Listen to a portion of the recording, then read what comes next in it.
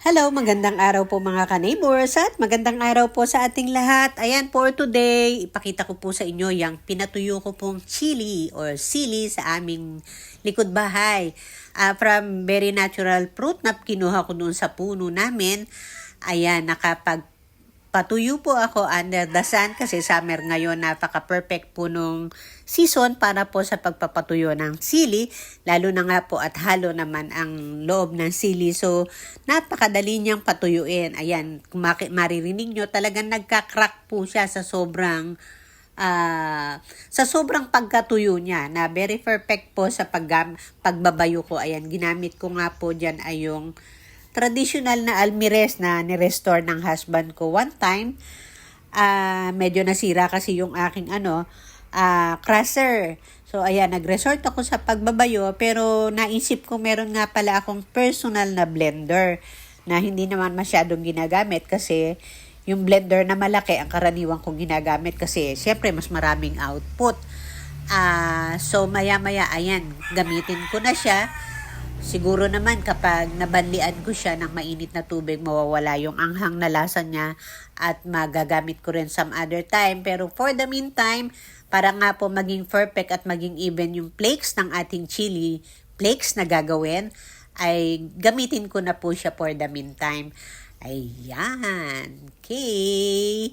So, i-watch nyo po kung gaano kabilis, gaano kadali siyang mag-grind sa paggamit ng ating personal blender nga po na iyan, at makukuha natin yung desired na sizes ng chili flakes na gusto natin. Ayan, makakapag-produce po ako ng napaka-natural, napaka-perfect na chili flakes na talagang walang kahalu-halong preservative.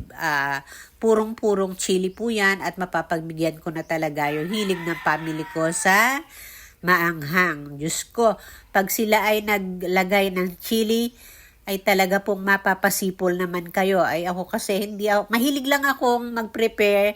Gaya nga niyan, nag-effort akong manguha at magpatuyo para nga po sa kanila. Pero kung ako, okay na po sa akin yung may lasa ng konting maanghang, may lasang konting chili, pero yung napapasipol, ay nako, hindi naman po. At talagang mahina ako pagdating sa maanghang.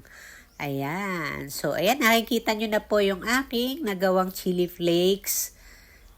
Medyo mahaba yung bote ko, kulang pa. Pero another round pa to kasi non-stop na mamunga yung sili namin doon sa likod. At total summer ngayon, sabi ko nga, napakabilis pong magpatuyo. So, kung gaano karami yung yield ng puno ko sa likod, ay sasamantalahin ko ang summer para makagawa ako ng mas maraming chili flakes. At sana po ay makagawa rin kayo somehow sa inyo, kahit iba-ibang uri ng chili, pwede. Basta summer at tuyong-tuyo, ayan, napaka-perfect po para kayo ay merong readily available na chili flakes everyday. Okay, yan na lang po for today and bye-bye po. Salamat po sa inyong panunood.